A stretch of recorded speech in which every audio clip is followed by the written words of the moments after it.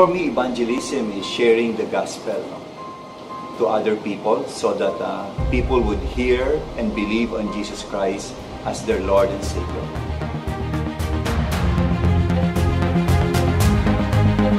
As we have been commissioned by the Lord to go and make disciples of all nations. We should really share the gospel at every opportunity that the Lord is giving us. So whether radical or not, our method of evangelizing, we should be ready to share the gospel. And with that, we should also equip ourselves to grow in the knowledge of our God and grow in Him as we share the gospel. As part of GRCF community, we encounter the Lord Jesus Christ through the evangelism, through our Bible studies. And in order to accomplish radical evangelism, we don't need to acquire so much education, such as a bachelor's degree or doctoral or masteral.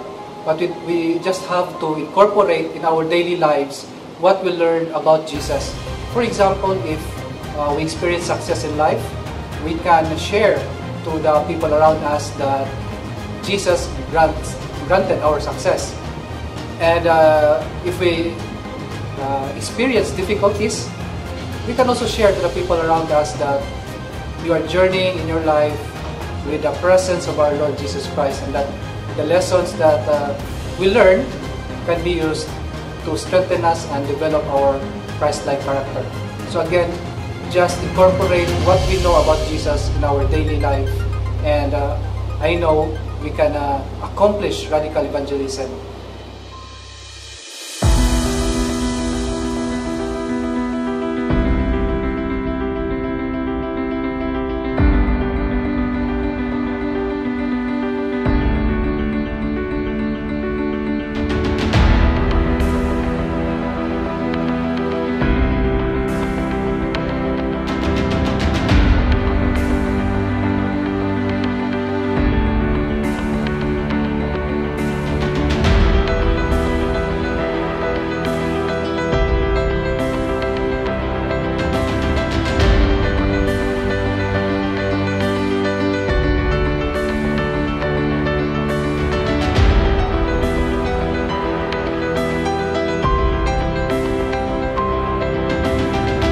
When I invited to attend a Bible study, prayer meeting, and summer camp in the local church of our province. Ako ay dumaan sa isang pagsubok.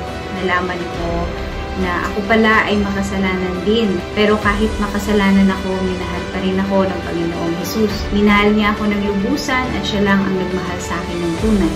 At dahil sa pagmamahal na iyon, ako ngayon ay nagmamahal sa kapwa.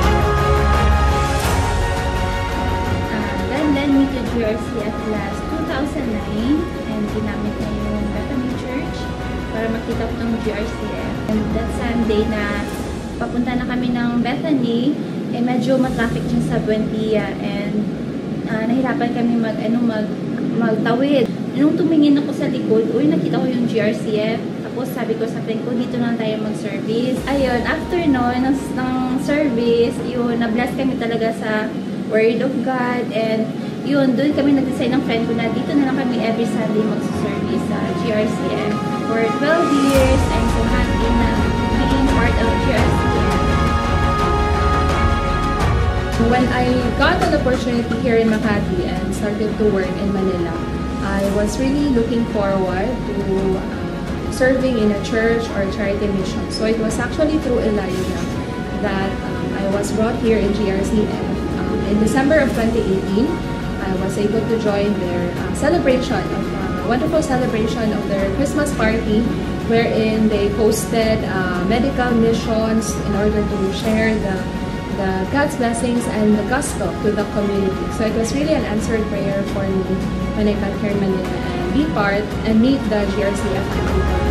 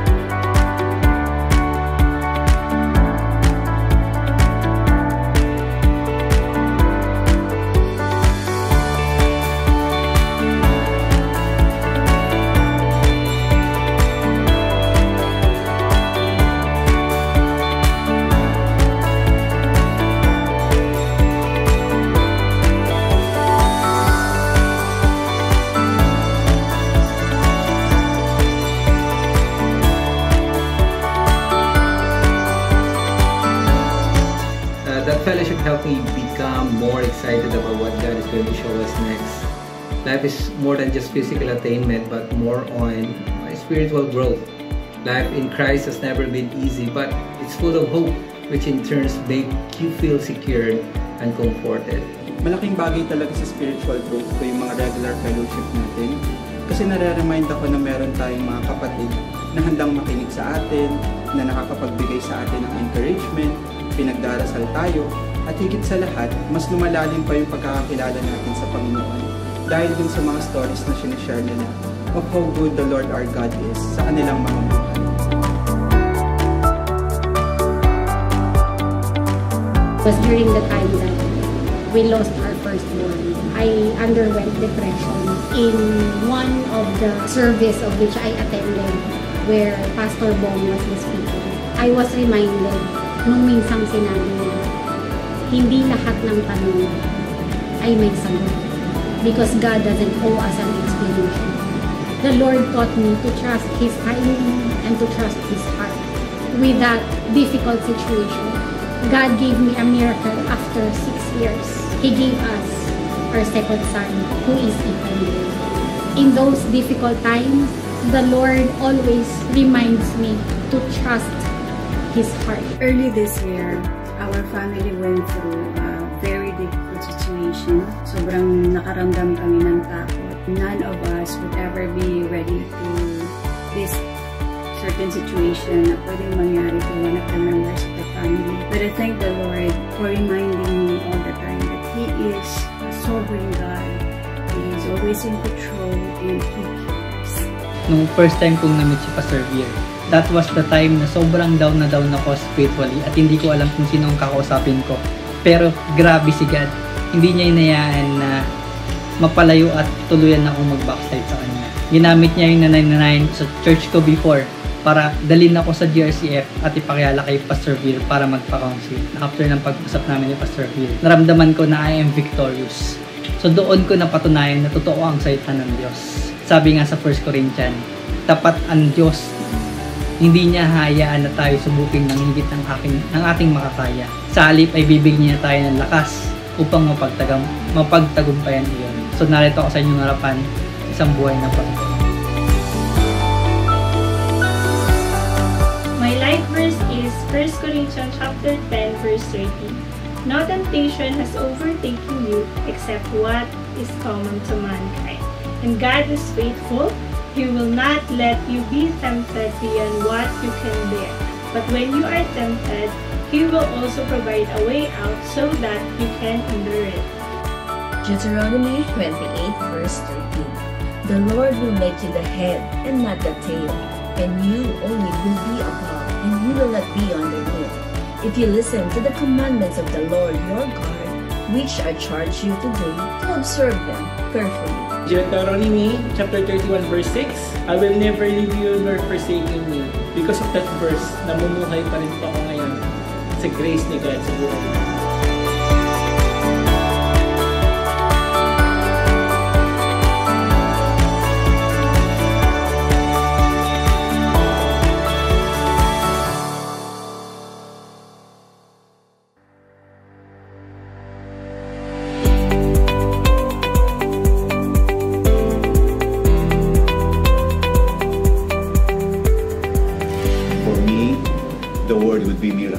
Because when we started this church, all the pioneers don't have experience with running a church.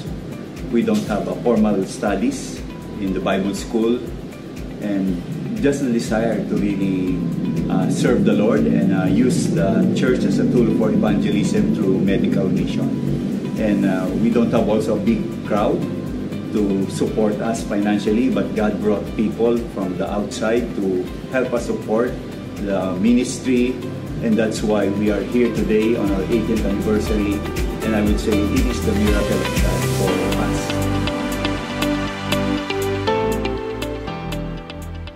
I cannot say where GRCF would be because of the circumstances that we had been seeing today, and we don't know how this pandemic would last, but one thing I'm sure of, that 5 years or 10 years from now, we would continue to share the gospel to the people around us for His glory and honor. The promises of Jesus Christ, that He will be with us, that we have a hope and a future, eternal life at the end. I believe that would be a big encouragement for all of us, that in spite of all these things that are happening around us, we know that we have a future to be with God throughout because of our faith in Jesus Christ.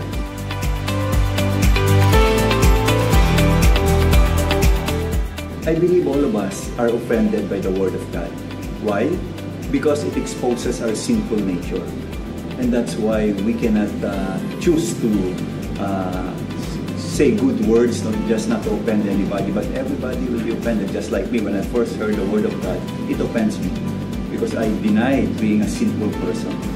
But one thing, despite people are offended, I think we have the best message or the good news that we could give to the people is what? That we wanted them to have forgiveness of their sin and to have eternal life. And that would be something that we want to present to them.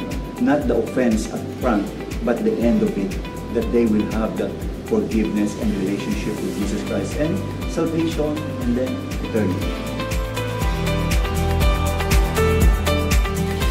I think we need still to do a lot of work. Why? Because our mission statement is that what? To reach the world with the love of God. If we look at our city, even here in Makati, in Metro Manila, there's still a lot of souls who need to hear the Word of God. And it will never end. 2,000 years ago, this sharing of the gospel was already preached and started. But yet, even today, imagine 2,000 years it started, but still there are many souls to be reached out. God has blessed us also na nangyari itong pandemic na to in times like this na high technology, so we can still use the cell phone, we can still use the messenger, to reach out to other people, invite them also to YouTube, yung mga ating mga unitary services, our prayer meetings, our Bible studies. So it never stopped, yung pandemic na to would never stop the sharing of the gospel. And I'm sure that we can still have more opportunities if we could just focus on it. Unlike maybe in the provinces, but here in Metro Manila, almost everybody have cell phones, so we can have still that access using this technology, as I said earlier, about sharing the gospel to other people, or even inviting families to join you, in attending services or watching Bible studies. Ever since, this is my prayer for all of us, is that each and every member of the church will grow in faith and continuously to share the gospel, which is our, as I said in our last preaching, it is our job to do these things. And the other thing that I pray for all of us is good health for our families, provisions for our day-to-day needs, and most of all, that love will continuously to grow in the midst of our church, and to reach out also to other people around us. Today we want to thank the Lord for the lives of all the pastors in GRCF. We praise the Lord for your lives. Know that we all appreciate you. We pray for you, and thank you. And I know the Lord sees your service to our church. And God bless to all our pastors. I thank God for your life. I thank the Lord that He allowed me to be mentored by you and be guided by you. I have come to know God in part because of you, and I might not have said this before, but you have been a blessing to me and certainly instrumental in my spiritual growth. You have definitely been a blessing. I'd like to encourage you to continue to share the Lord Jesus by encouraging one another. We don't need a lot of materials in order to do the things of the Lord. We just have to share what we know. We just have to share the love of Christ to our partners and to our members of the group. Happy 18th anniversary, GRCF!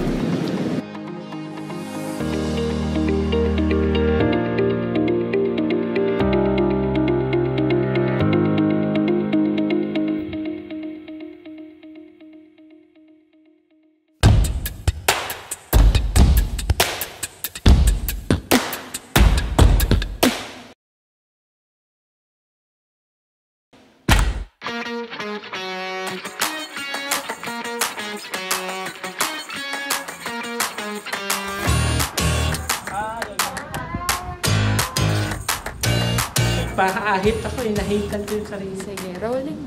Okay. Ano bang first question? What's your favorite food? Japanese food, Italian food. We are... Teka. Teka mo. Mawala ko doon. Nawala. Praise God for the life of our dearest pastors, Pastor Dear, Elijah. Sama ba yun? Sorry. Thank you so much. Wait! 30 seconds nga lang eh! Yun lang po. Happy anniversary, GRCF! Kasi nakipastor yung earphone. Oh, sige, iyan ko siya, pipisilin ko yung kita niya. Sige, pisilin mo na ako ngayon din. Ano bang Happy 18th anniversary, GRCF!